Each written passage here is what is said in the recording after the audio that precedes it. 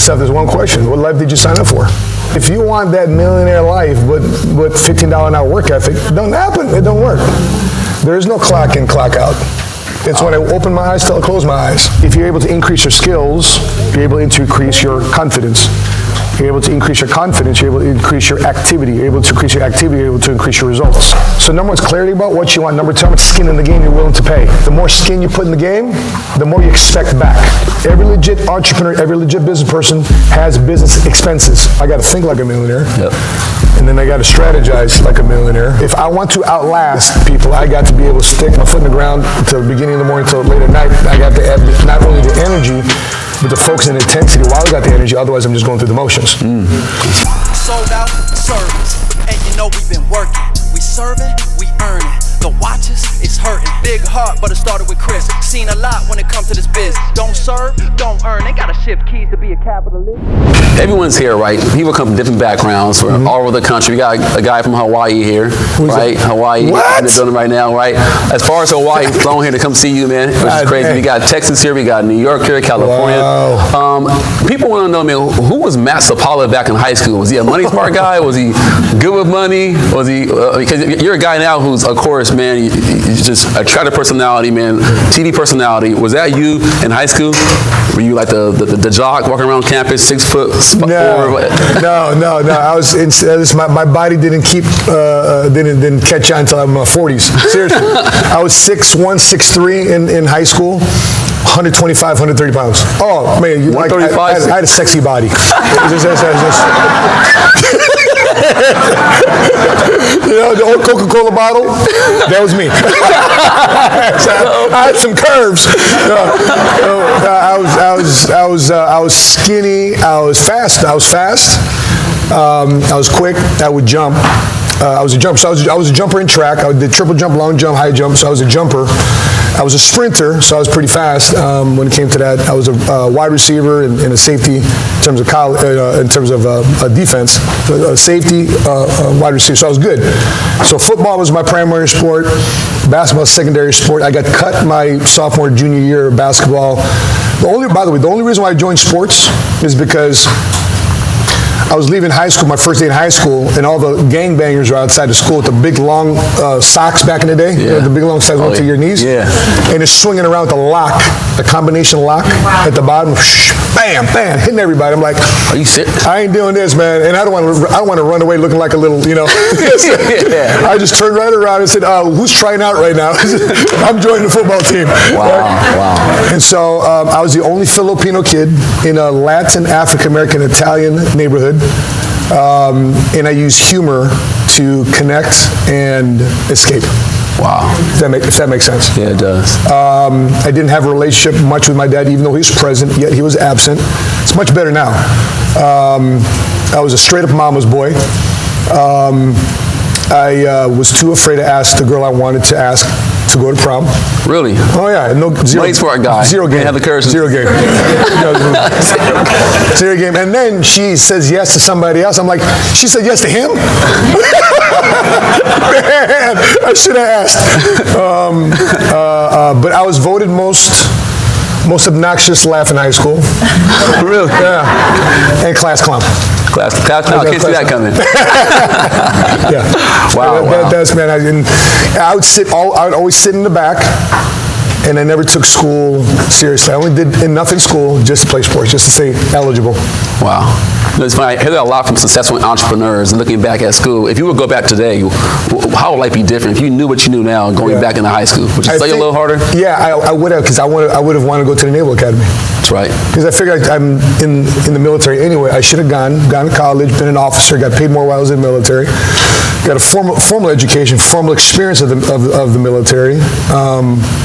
I think that would have been the direction. If I knew I could play for Navy, I didn't know you could do that.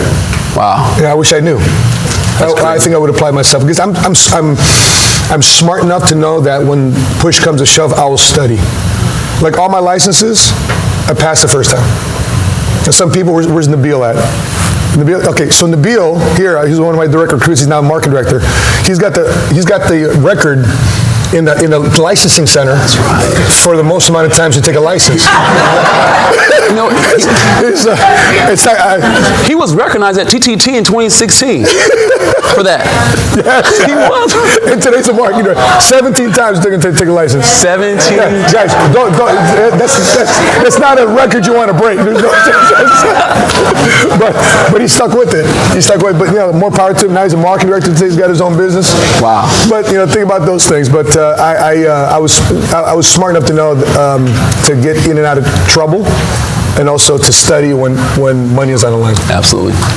Now, after high school, you couldn't went to college, or went to work. Yep. If you had a couple options, you went into the military. I see most guys are going to the military either because of the family lineage, or their mom and dad served, or because they're patriotic, or because they're running from trouble. Which one were you? Running from trouble. Okay. So the conversation about college was a non-existent conversation in school. To graduate high school was a major accomplishment in my neighborhood. It's funny because I have my kids now. We're in a very nice neighborhood, and one of my kids are going to high school. The twins. The very nice neighborhood. I mean, it's a public school. It's top of the line private, almost like an Ivy League education, even in high school. And they're meeting with their counselor every month. Wow. Yeah, right? So we're going to college. We're going to college. When I was going through high school, I can't even remember my counselor's name. Zero. I mean, it was zero conversation about college. Zero about what's next. And so it wasn't until my senior year, I think it was my fall senior year, that I decided to list. I just turned 17 years old. I turned 18 years old in boot camp, but I was 17 years old when I decided to list in the military. Wow. So you served, how many? You served 8 years. 8 years. 8 years military. 8 years on active duty, 2 years in the reserves. If you have a son, you have 2 sons, right? You have 3 sons. Three sons. So what would you tell your son today if they said, "Dad, I'm going to the military"? Would you advise them to actually serve, or go the college route, or go right into business? What would be your advice to one of your kids? I would say yes, serve our country, but I would do it going through school first. Go get your college degree, go through the ROTC program, go through the academies.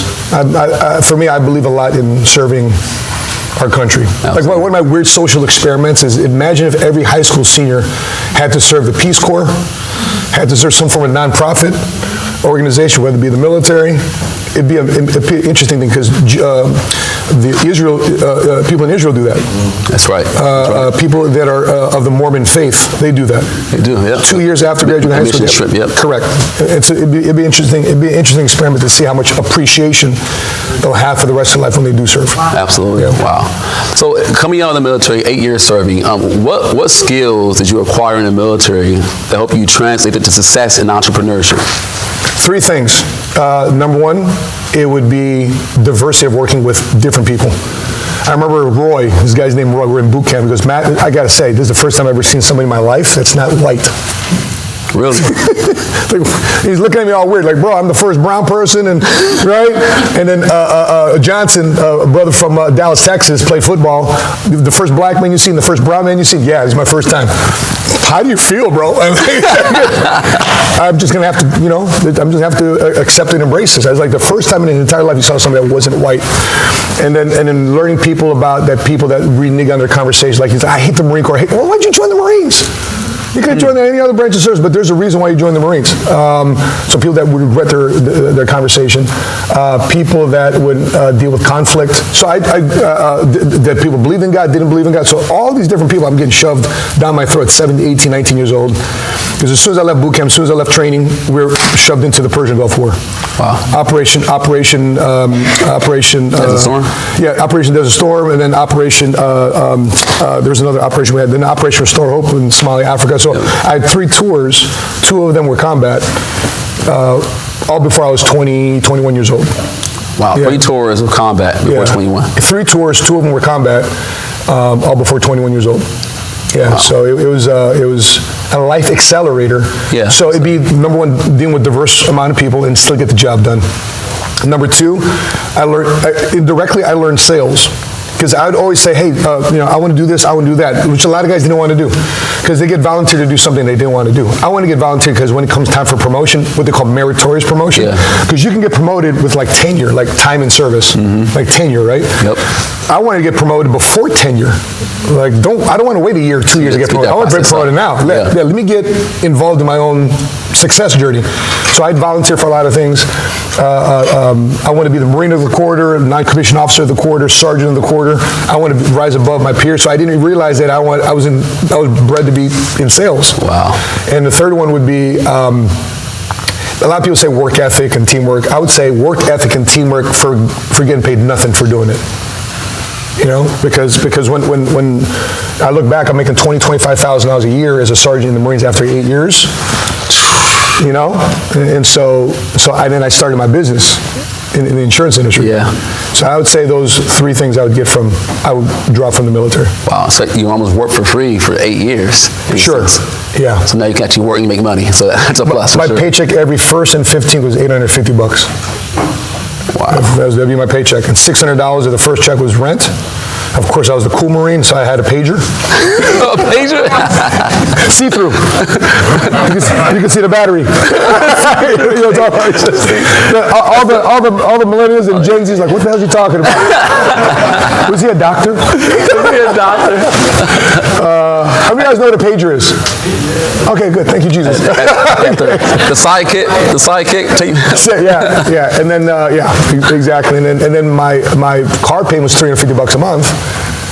And I was paid on a 15 check. So I didn't have a lot to go. I didn't have a lot of bread. Wow. If you saw my paycheck back in the day, you see all these paycheck advances come into my account from Wells Fargo. Wow. Yeah, you see all that happening. You're going out getting advanced paychecks from just extra $200 a month. Extra $20 a month. Extra $20 a month. I'm sorry, every $200 a paycheck, so $400 a month. Wow, that's crazy. Yeah. And to see where you come now, man, being a Marine Sport guy, right? Wow. So the team here, people are watching you, right? They're seeing your social media, you're traveling. I think just like the last 10 days, you were in the Pacific Northwest, you were in Boca Raton, you were in Dallas, Texas, all around the world. You're in Virginia now, in Maryland, D.C. How do you keep balance with being the CDO of the fastest growing financial services company? You're a board counsel for a team within the company. You're a husband. You're a father. You're a son. Like, how do you, when people ask, how do you balance it? How do you balance life, work-life balance? I ask myself this one question: what life did you sign up for? That's deep. I signed up to get it all. Some of you guys say, what do young people say? I want all the smoke. You want all the smoke? Hey, there's fire. I mean, if you want that millionaire life with $15 an hour work ethic, it don't happen. It don't work. There is no clock in, clock out. It's when I open my eyes till I close my eyes. It's paranoia that I don't have a direct yet. It's paranoia that we don't have 3 in the base today, 5 in the base today. So it's paranoia that we're slipping down the leaders bulletin. It's paranoia that we don't have our licensed agents in it. It's all those different things, right? We get paid to do 4 things. In our context, whatever it is that they think of, we get paid to do 4 things. We get paid to make phone calls, recruiting interviews, FLSs, KTPs, right? Yep. And then fast start new people. That's it. We get paid to do 4 things. No technical skill required. No college degree required. So when I look at that and say, here's my alternative. My alternative was stay in the military, stay in the Marine Corps. Got to deal with bad guys, bullets, and bombs. And one thing I realized about bad guys, bullets, and bombs, they don't care what color skin you got. They don't care what color skin you got. And we all bleed red. Yep.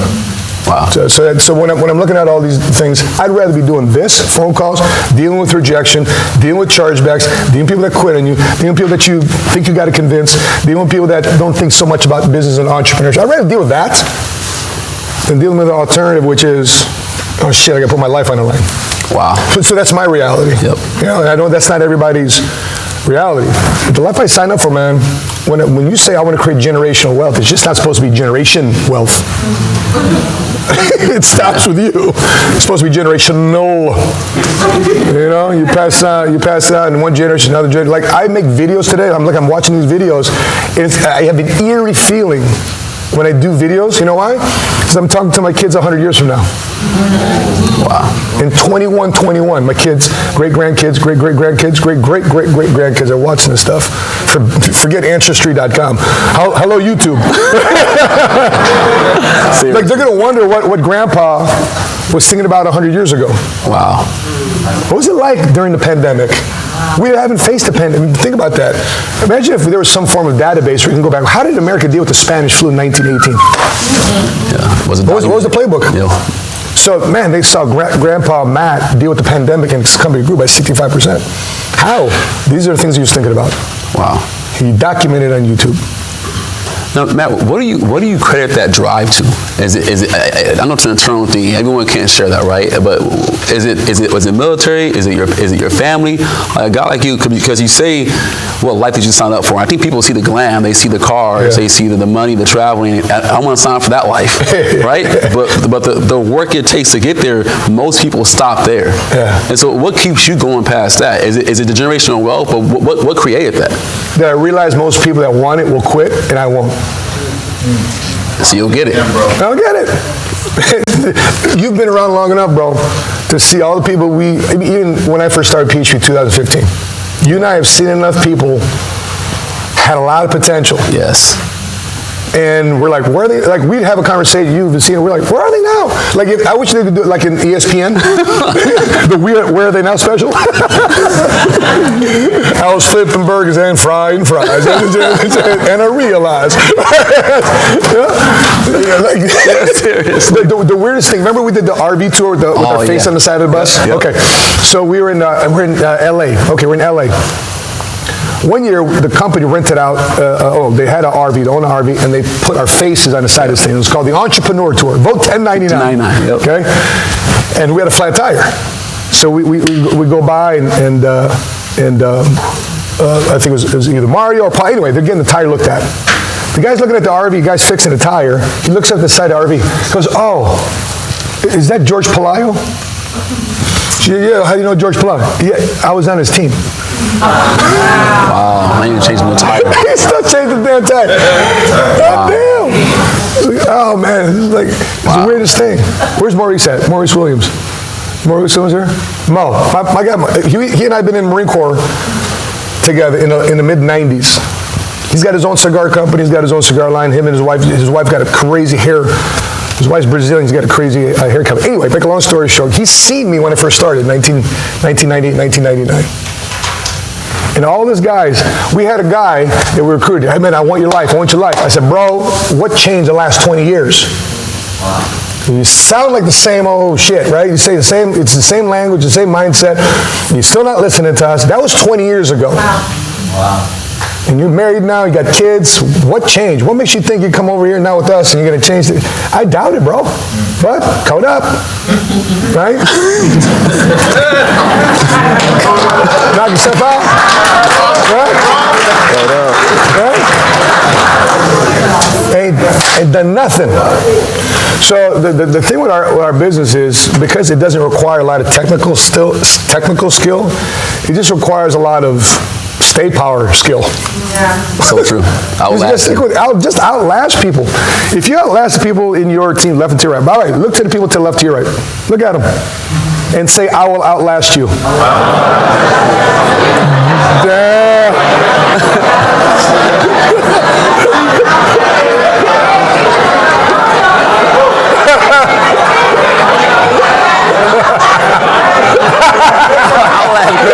It'll cost you a while. Oh my goodness.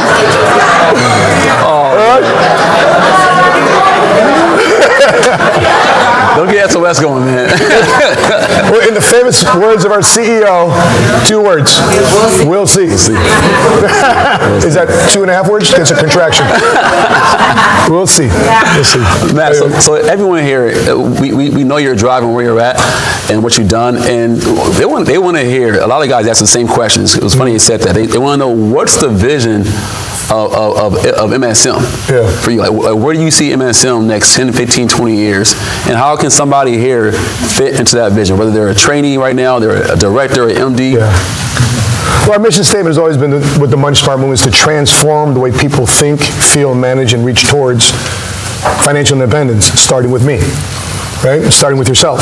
You got to be the person that's willing to transform and teach. When I'm looking at the Money Smart movement, the key word is movement. And the key word in that movement is move. Right? The country right now is in such a financial war. Like in Chicago, two of the agents we had so far this year, sadly in Chicago, what do you guys, from a violent standpoint, what do you guys call Chicago? Chirac. We've lost 2 of our agents to gun violence this year. This year. Who had never thought about entering the financial services industry. They would never, more importantly, they never thought about buying life insurance. One was gunned down picking up his kid. Well, the other one was gunned down driving Uber at 2:45 in the morning, got carjacked, and they got shot in the back of the head. As graphic as that is, as sad and horrific as it is, guess what they both had? Exactly. But they never thought about getting that. When I was a producer, when I was an individual salesperson, 130, 140% contract, buying leads, doing direct mail, doing dinner seminars, filling up rooms like this after putting out 5 zip code mailers, direct display ads in newspapers and magazines for $1,500 a day, cost for advertising. That was my life. Okay? To fill in rooms without using any form of network marketing or word of mouth approach. That was my life. And the most money I have ever made was $350,000 of after $200,000 of marketing expenses and taxes, I would take home $150. Wow. Okay? I had 130, 140% contract. So here I am at a 75% MD contract with bonuses and GEB. Can't remember last time I wrote a policy. I got a license and a code number. I don't know my login to Anaco or NOG. Now I generate business. Yeah. Don't get me wrong. We got a client right now doing $10,000 a month into the policy. Got another client doing a $350,000 rollover.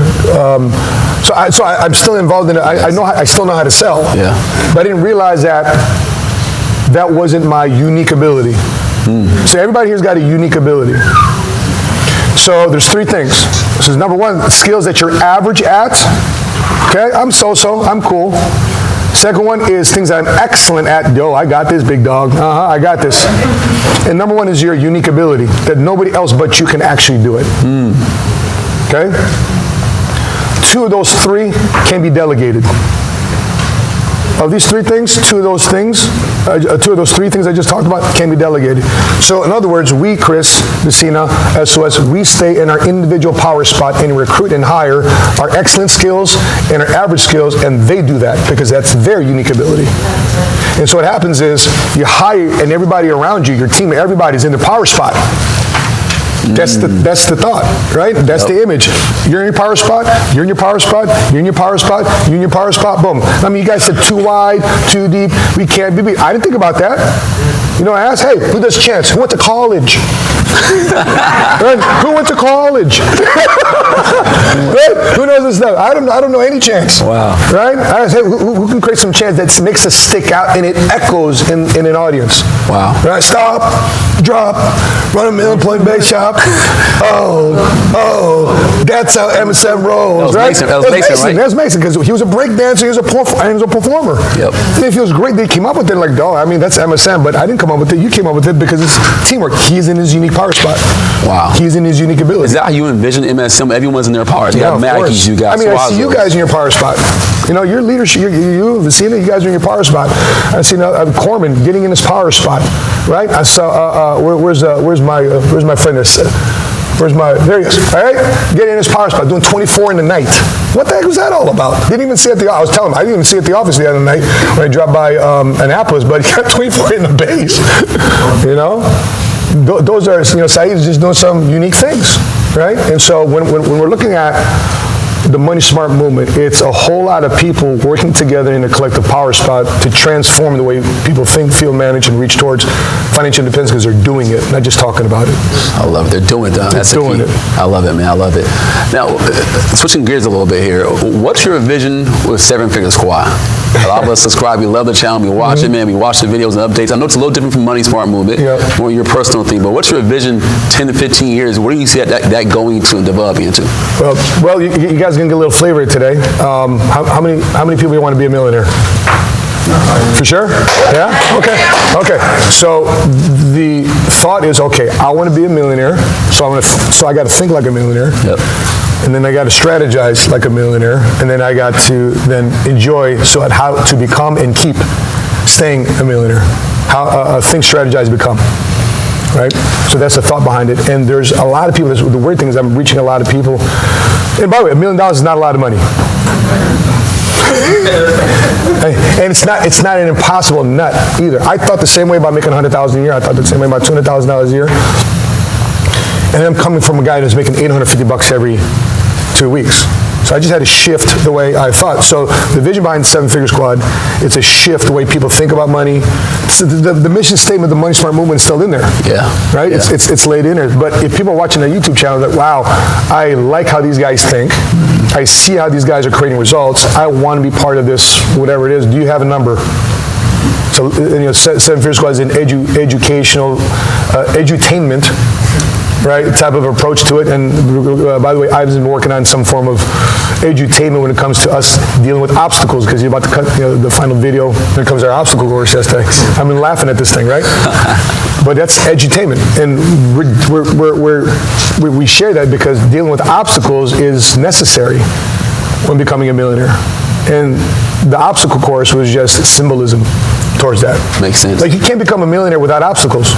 Absolutely. You can't become financially free without challenges, setbacks, and failures. That's part of the process, and I want to be able to show that through the YouTube channel because you're going to be on it.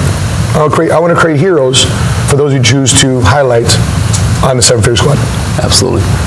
Talking about challenges, what failures in your past have been platforms for a setup for success that have caused you to grow the most? You're in the failure, in the pain, you're like, it's the end of the world, I'm in this valley. Yeah. But what can you think back to maybe the number one pain you've had in your life where you said, this is the reason why I'm here today? Great question. First one would be financial.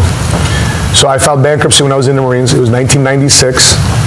And I was asking the Marines, I said, how do I get out of debt? He goes, call this lady named Susan down the street. She's a lawyer, and she'll help you file for bankruptcy. I said, what's bankruptcy? It's just something to make your debt go away. Cool. Cool, right? By the way, never take advice from other broke people, okay? Otherwise, you can stay broke. Don't take advice from a bankrupt person because you're going to be bankrupt. And then realize my credit for the next 5 years was just going to be jacked. Sure, she got rid of my debt. But my credit the next 3, 4, 5 years, I'm jacked. And I got to answer that anytime I fill out an application for life insurance. Have you ever filed bankruptcy? Yes. Wow. Damn it. How can we just, shit. Can it be 10 years back? So financial. And then I realized that one, and I realized why I filed bankruptcy. I filed bankruptcy for $20,000. To me, that was the world, though, right? Wow. So some of you, and the funny thing is, Mel, is we're making $30,000 a week now. you found BK. All right, it's crazy. And so I learned that I'll never put myself in a financial position again. I got close. I'm not close to think about finance because it was never an option after that. But I got close financially, and thank God I went through that $20,000 problem because I knew how to deal with the $100,000 problem. I knew how to do that $200,000 problem later on down the road because I built a muscle for that financially. Second one is relationship. I remember deciding to go through the process of divorce. I remember getting on a deployment. The helicopters were turning. For some reason, I was in a payphone, and I asked a question to my now ex. And after the answer to that question, I literally just physically felt my heart drop. And I'm about to go on a mission. The Marine's like, come on, let's go. I'm getting geared up, and I got my mind twisted about what just happened on the phone 30 seconds, and I got to get on an actual live mission. I should have never done it, and I was putting not only myself at risk, but I was putting my fellow Marines at risk.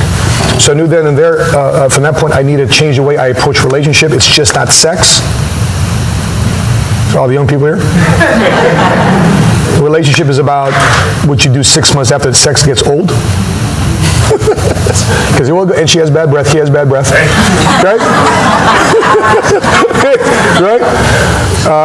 So it's about building a life, and nobody ever schooled me on what boyfriend, girlfriend, marriage was like. I just never knew. I thought it was just hooking up. That was my context of relationship. Who you hooking up with? That's it.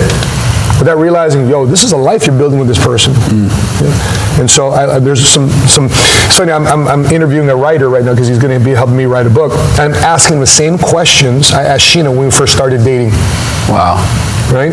Because he's about to write a book. Like, if he doesn't believe what I believe in, it's a job to him. Yes. Yeah. Right? Like, I don't want my wife. Right. Yeah. Like, I don't want my wife to be married to me, and it's a job to her.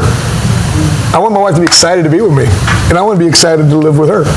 Wow. You know? And so I wanted to ask all the tough questions up front. How do you feel about God? How do you feel about, the kids in this situation? How do you feel about spanking? How do you feel about timeout? How do you feel about, how do you feel about private school, public school? How do you feel about capitalism? How do you feel about Democrat, Republican? So I'm asking my writer all these questions. I would just ask the tough questions up front. Wow. The first question I asked Sheena when I started dating her, you guys heard how I picked up Sheena? I know sales skills now, right? So my pickup line is Sheena. Okay, we're at a nurses week. We're doing an exhibit for all the nurses. My chiropractor friend is doing a health stress test. I'm doing a financial stress test. Sheena is there. She's a sales rep for Stryker Medical. She's selling hospital beds. I don't know what she was doing. Anyway, I look in her direction. I see Sheena. I'm like, damn, right? So, woo, woo, woo. Yes, right, like Usher's song, there goes my baby, right? I don't know who she was, but anyway, I said, yo, dog, just handle the booth. I got some business to take care of. I go over there, and they were feeding the nurses. I said, excuse me, because I know what she was. Excuse me, miss. She says, would you like to also get some food? She goes, oh, those are just for the nurses. I'm like, oh, so you're not a nurse? She goes, no. I go, what do you do? She goes, I sell hospital beds. Right? At Sheena, right? I said, I didn't know you sold hospital beds. Oh, interesting. She goes, what do you do? Oh, I'm here with a doctor buddy of mine. We're doing, oh, are you a doctor? She should go dig it raw, baby. I thought I was qualified. She's qualified me right there, right? So I grabbed them. Like chiropractors have that model, the spine and the skull and the hips. Right? So I grabbed that thing. I said, no, I'm not a doctor, but do you like to be manipulated?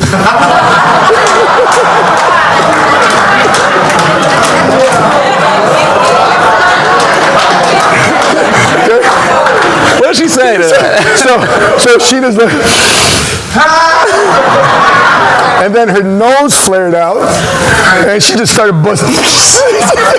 She busted out laughing. I'm like, yes! Right? And so for another 30, 45 minutes, we were just in our little bubble. And all the nurses would make comments. Are you guys in your own little bubble here? And you guys got an exhibit to run. Go check it out, get a brochure. Well, life's about to change. Right? Anyway, that's what it's like with Sheena, just finding my life partner. We've been inseparable ever since. And she's like the type of girl that I would recharge my phone at 2 o'clock at night because I'm still talking to her on the phone. I could not get off the phone with her. Wow. And she'd be always asking questions. We're learning from one another. It's similar to this day. Yeah. Wow. My next question is big for me. So we were in July. We were in Florida. We were at the board council retreat. Okay. And you're training about your routine and your daily habits and what you do. And you had one about exercise and working out in there, right? I'm sitting there and watching. I'm saying, okay, I don't work out regularly. I'm grinding. I'm building this. I don't have time to work out. I'm building a business. I'm grinding. I'm building a bake shop. And I walked away from that event, and when I got a personal trainer, it's changed my life forever, right? And what would you say to somebody in the crowd here saying, okay, cool, I want to get my physical life intact. Yeah.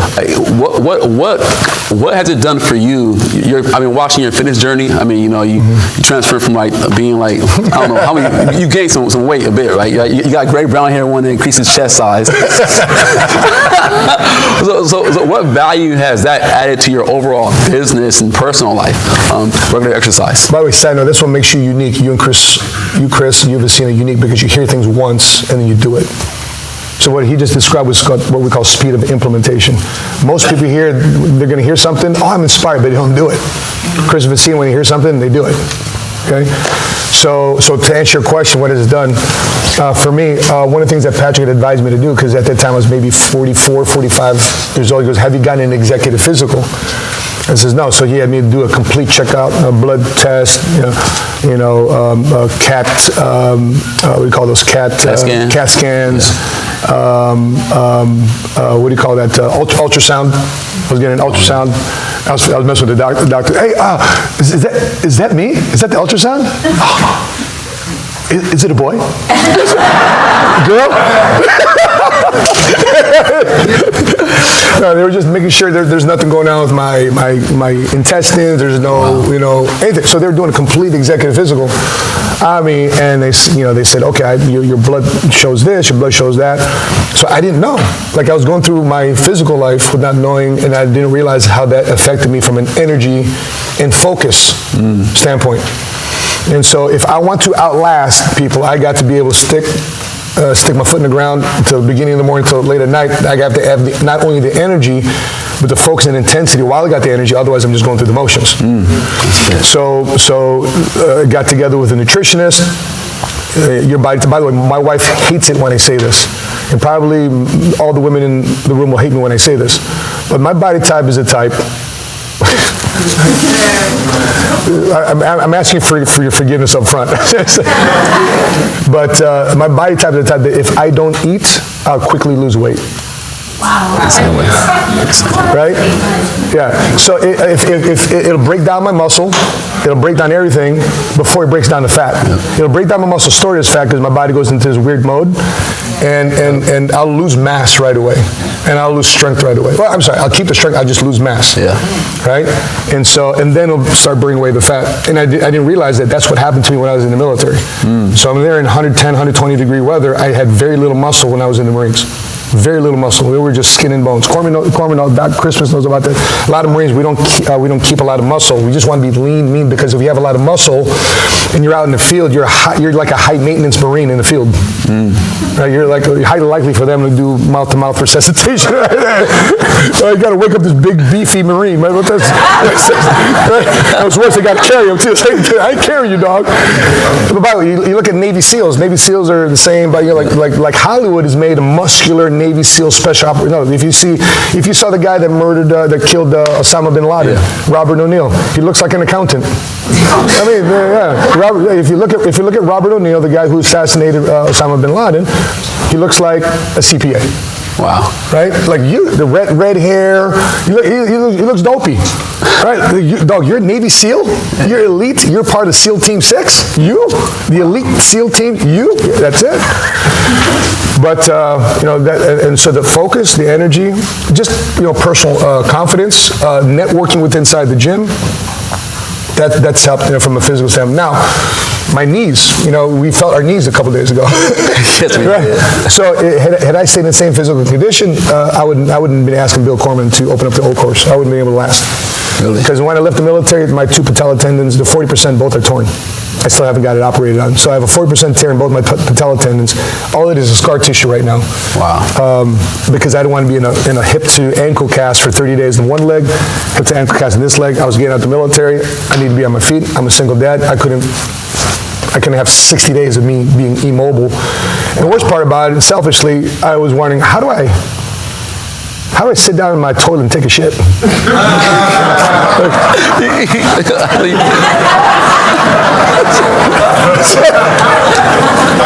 Forget it. I ain't doing it. I ain't doing it because I had a small bathroom. Not the bathroom we have today. Yeah. Good thing about the bathroom I have today. We're just laughing about it. Where's that little shack coming out of Corman's office? So you come out of Corman's office, right over there. This little you come out of Renard Court. Yeah. You either make a left or a right. That street. There's that brown shack, that house. Oh, right yeah, there. yeah. I'd say it's the most haunted house right now in Annapolis, Maryland. Right? That was the size of our house, Brickstone in Chicago. And the second floor was 3 bedrooms, my sister's little closet, my little closet, my parents' closet, and a bathroom. Our current house right now, our current master bathroom, has got more plumbing and more plumbing and more square footage than our second floor of a house that I grew up in. Plus heated floors. Plus heated floors. I've been there. They feel toasty. Yeah. Wow, man. Well, in closing, Matt, everyone sitting here, man, for a lot of guys here, first fast start school, maybe they flew into town. Last statement for you, man, is a lot of us are red patches booking your next 5 moves, right? And the sequence of your next 5 moves is so important that Pat talks about. What would be your next move coming out of this fast start school, knowing that we're 3-4 weeks out from TTT, we got MGM Grand around the corner. Yep. If you're a builder, what's your next move? First of all, For example, my Instagram post today. Obstacles are easy to get through and manage when you're clear about what it is that you want. Because when you look at obstacles, it's easy to get around. You all got to find a way is just to manage and mitigate the obstacle because you're clear of what the end goal is, right? Yeah. So move number one, clear on what you want. You know, in this Fast Start School, you know, you're probably sizing up me, you're probably sizing up Chris, you're probably sizing up your peers left and right. Cool, right? And you're wondering how you fit in this role. You have to figure out what your end game is when you're doing this business. Is it make six figures? Is it be debt free? Is it retire your parents? Once you're clear about that, I don't care how selfish it is, I don't care how grandiose your dream is, it's you. Don't apologize for it. That's your dream, it's your goal, that's what God put in your heart. That's why I gave it to you. That's why God gave it to you. It's not for somebody else to decipher but you, right? And protect that dream, attack that dream, pursue that dream. PHP can be a very doable course and vehicle for you to actually accomplish those things. That has been for me. I never experienced the success I had in the last 6 years in my first 14 years in the insurance industry. Why? Because of mentors like you. Because of CEOs like our CEO founder Patrick Bet-David, the fact that we're always committed to personal growth and leadership development. And I see Craig and Maritza, seeing what they've done in their entire career, came all the way from the West Coast just to be here, part of your Fast Start School. You know, the sacrifice when one makes to come from Hawaii. How long was the flight from Hawaii? 10 hours. 10 hours? Sheesh. I mean, just to come to our Fast Start School. We're not talking about big event. You're talking about Fast Start School. Okay? That's commitment. That's skin in the game. So number one is clarity about what you want. Number two, how much skin in the game you're willing to pay. And by the way, the more skin you put in the game, the more you expect back. Ooh, that's good. You want to sprinkle in a little bit of skin. Don't expect $1 million income. Every legit entrepreneur, every legit business person has business expenses. You better be financing your business somehow, some way, pay for office rent. It was more than just your cell phone. As you're figuring out this business, your team's also figuring out too as well simultaneously. And you guys, your vision along the way mutually grows. And then when you start speaking this language, your team knows what language you're talking about. They get it. The challenge you have is coming back to train and you didn't take advantage of bringing people there. You start speaking a different language that your team doesn't understand. Hey guys, close out. What the hell's close out? Let's fight for your next month. So what? We got next month to do it. They don't understand urgency. They don't understand intensity. They don't understand the person we just announced at Train. Did I just say that? I don't know what's going to be announced at Train. Zero clue. But there'll be an announcement here pretty soon of who's going to be our next performer at Vegas. We just went to Vegas to see what type of stage the company's being set. How many guys have ever run like a party room at like Chuck E. Cheese? Right? Ever run? Right? Okay, cool, right? No, you set it up, you decked it out, you bought birthday cake, balloons, right? Instead of cleaning up at your house, and then everybody had a great experience because it was at Chuck E. Cheese or whatever place. Okay, well, PHP just rented out MGM Grand. You know, you saw it in the update video. When you land to get your bags at the airport, imagine seeing PHP logo in faces that you're familiar with on the Jumbotrons in the airport. When you're checking into the MGM Grand Arena, you look up, and inside the MGM Grand Arena, there's the lion with the mask on, right? And you look at the whole billboard behind the check-in counter, you see nothing but PHP agency and his leaders' faces behind the billboard. We're going to own the MGM Grand for the time that we're there. And then we get into the arena. If you got a song that you want to be introduced to play in, because your team is just, I got a really big team that loves some really big rings. Right? Whatever song you want to be introduced, I want to be a billionaire. So, right? Whatever song you want to introduce, and somebody catches that on social media, you're doing a live stream video because as you highlighted, because you decided to outlast everybody inside the company, and you earn speaking time. But you got to compound that by who you bring to Train the Trainer, because that is a springboard to August. Because by the way, your team, if you don't get them to Train the Trainer, they just might not last to August.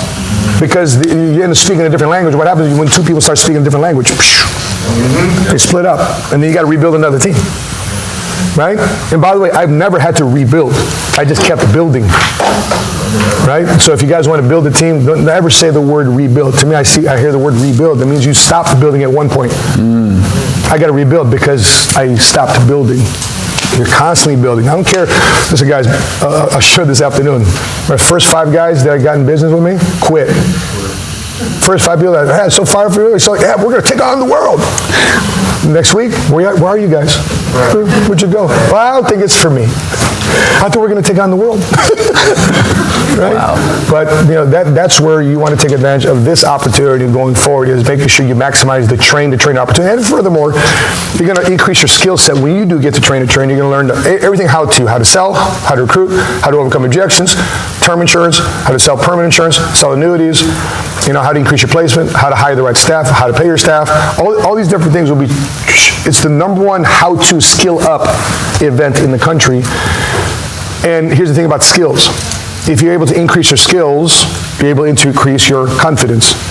You're able to increase your confidence, you're able to increase your activity. You're able to increase your activity, you're able to increase your results. Always, in the military, it was leadership principle #1, be technically and tactically proficient. Know your craft, know what you're supposed to do, and know when to deploy those skills and tactics. So everybody here, you got to understand and embrace what it means to be in the insurance industry, be a professional in the life insurance industry. The tactics are the leadership development, leadership deployment, building people up, pushing people up, and how to build a team that goes coast to coast and starts dominating. So therefore, we're going to be interviewing you on stage here pretty soon. You're walking on stage one day soon, right? And then you can say that 1.7% of your income comes from your own personal pen, that 98.3% of your income comes from building a team. And people ask me, do you like that Rolls Royce? What do you like about a BMW? What's your favorite ride? Here, my favorite ride is? Override. Matt, thank you so much, guys. Guys, give him some love, guys. Give him some love.